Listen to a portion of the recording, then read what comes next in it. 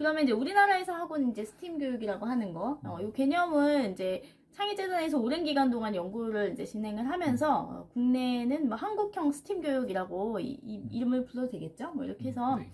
좀 어떤 표준을 좀 만들어 놓은 게 있기 때문에 이제 그걸 좀 살펴보면 어떤가 싶어요. 네. 네. 사실 미국에서 아까 얘기했던 것처럼 이제 그 공대로 진학하려는 학생들을 만들기 위해 하려는 교육, 뭐 이런 식의 교육이었기 때문에 미국은 그 사실 이 스템 교육을 처음 시작할 때부터 메이커 교육이 같이 진행이 많이 됐었었고요. 그래서 그리고 뭐 스튜디오 같은 것도 네, 많이 그렇죠. 생기고. 스튜디오도 많이 생기고 목공소를 활용한 그 음, 중고등학교 교육이 굉장히 많아져가지고 뭐 레고도 뭐 그 당시 유행했던 것도 사실이고 그렇게 보면 우리나라의 메이커 교육이 굉장히 좀 늦게 들어온 편이죠. 예, 근데 우리나라는 이제 굳이 그거를 이렇게 생각을 하다가 이게 스팀 교육이 유행하면서 스팀 교육에서 새로운 것들을 접목하려고 하면서 이제 그다시 그 뒤에 또 메이커 교육이 들어오긴 했거든요. 근데 이제 우리나라에서는 처음에 이제 이 스팀 교육이 지금 들어온 지 벌써 10년이 지났는데 이 스팀 교육이라는 이제 이름을 지을 때 어떻게 지어졌고 그리고 이게 왜 이렇게 됐는지를 생각해 보면 예전에 이제 처음에 스팀 교육을 저렇게 스팀하고 A를 더해가지고 이로 처음 이름 지으면서 얘를 영어로 어떻게 불러야 되지? 이런 이슈들이 있었어요. 그래가지고 제가 스팀 교육인데 한글로는 이제 융합 인재 교육 이렇게 이제 처음에 불렀거든요. 그렇죠. 창의 융합 창의 인재 융합 교육. 인재 교육 예. 이렇게 불러서 여기서 융합 인재 교육 할 때 저 융합이란 단어를 뭐로 해석해야 할 것인가? 그럼 인재는 뭐로 쓰지? 기프티드라고 쓸까? 뭐 탤런티드라고 써야 되나? 뭐 이런 등등 얘기도 있었고 융합도 컨버전스, 퓨전 뭐 이제 여러 가지 인티그레이티드 뭐 여러 이런 가지 것들 다 있습니다. 얘기를 하는데 인티그레이티드 사이언스를 한 사이언스 에듀케이션 전공한 교수님들은 또 인티그레이트는 뭔가 좀 다르다 이렇게 얘기하시도 하고 이랬었고 그래서 아무튼 결과적으로 한국형 스팀 이렇게 되면서 그쵸. 스팀 교육의 영어 표현은 스팀 에듀케이션이 됐죠. 네, 그렇게도 했었습니다. 저는 한국형 스팀이라는 말이 확실한 것 같아요. 네, 외국에서도 이제 그쵸. 스팀 에듀케이션이라는 용어 아까 검색하면 많이 나온다고 했잖아요. 네. 대부분 보면은 이제 뭐 디자인 스쿨이나 뭐 알투 에듀케이션에서 이제 뭐 그 예술 분야의 교육에서도 과학기술 이해하는 게 되게 중요하니까 뭐 미디어 아트를 만들거나 네. 뭐 좀 그 MIT의 그 미디어랩 같이 뭐 이런 식의 작업을 하는 융합적인 작업들을 하는 거에서 스팀 에듀케이션이 나왔고 또 우리나라에 약간 그 오해가 좀 있는 것 같은데 그 아크만이라는 사람이 제시한 뭐 스팀 에듀케이션의 모형이 처음에 많이 소개됐었는데 국내에서 이제 우리나라 한국형 스팀하고는 전혀 이제 맥락 자체도 굉장히 다르고 뭐 같은 용어를 사용하긴 했지만 그건 이제 수학을 중심으로 해서 다른 국가들을 연결하자는 뭐 이런 관점이었기 때문에 네, 저는 그냥 이게 한국형 스팀은 그냥 우리나라에 고유하게 이렇게 좀 오랜 기간 동안 선생님들하고 그다음 교수님들하고 이렇게 연구를 해가면서 이제 구축된 그런 특별한 모형인 것 같아요. 네, 기본적으로 A를 더해서 처음 얘기했던 게 이제 아크만이었기 때문에 이제 그런 얘기가 좀 있었던 거고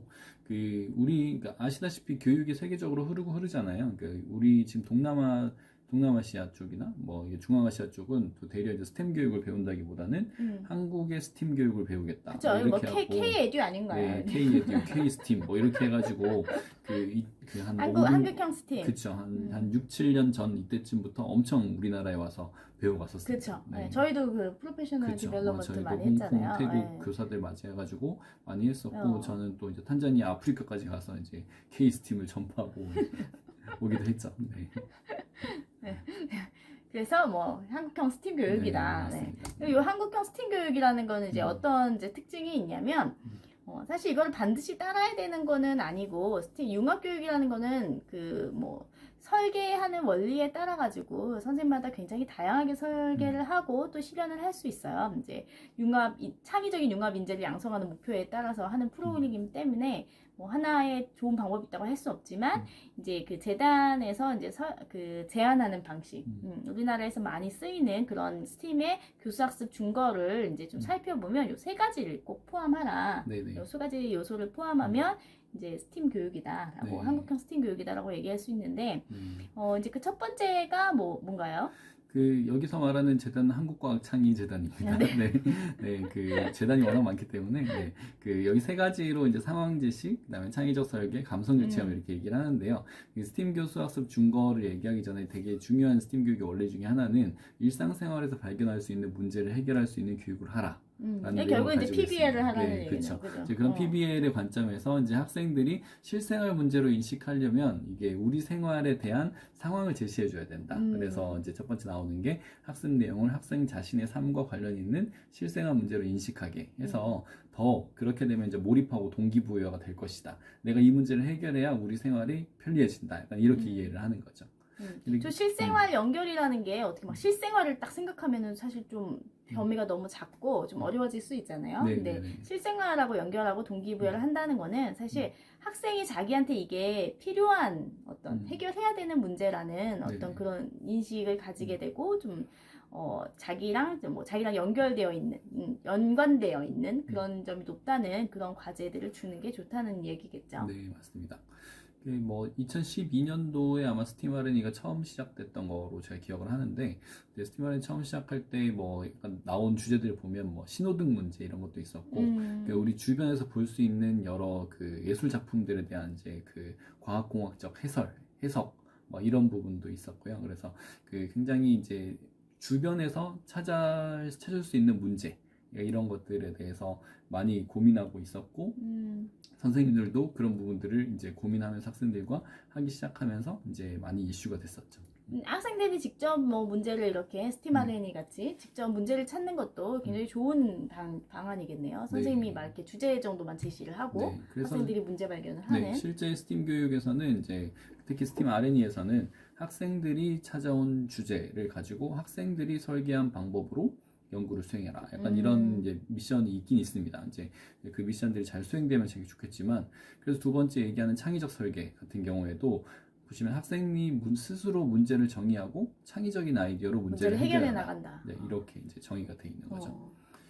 그 세 번째 거는 문근주 교수님께서 얘기를 해주시면. 네네. 근데 이제 그리고 마지막 요소가 이제 감성적 체험이라는 건데, 얘가 이제 영어로는 이모셔널 터치 이러니까 이 부분에서 약간 조금 오해를 하시는 분들이 있어요. 그래가지고 되게 애들이 감정적으로 뭐 느껴야 되나 보다. 네. 흥미나 몰입을 의미하는 거는 맞아요. 근데 그거 외에도 이 감성적 체험, 그러니까 이것도 앞에 그 학습에 대한 관점에서 어떤 미적 체험하고 좀 연결되는 부분인데, 학생들이 느끼는 미적 체험이 단순히 이것도 막 이거 되게 아름답다, 이거 되게 재밌다 이렇게만 느끼는 게 아니라 어떤 과제를 수행하는 과정에서의 성취감, 그 다음에 처음에 이 과제가 뭔지 이렇게 이제 막 풀어보고 싶다. 이랬을 때 어떤 도전에 대한 의지, 뭐 호기심, 뭐 이런 것들을 불러일으키는, 그래서 이 과제에 몰입할 수 있는 또 동기와 연결되는 이런 부분들을 모두 다 이제 감성적 체험으로 담고 있기 때문에 저는 그리고 이 스팀 교육 같은 경우에도 굉장히 그 PBL 기반이기 때문에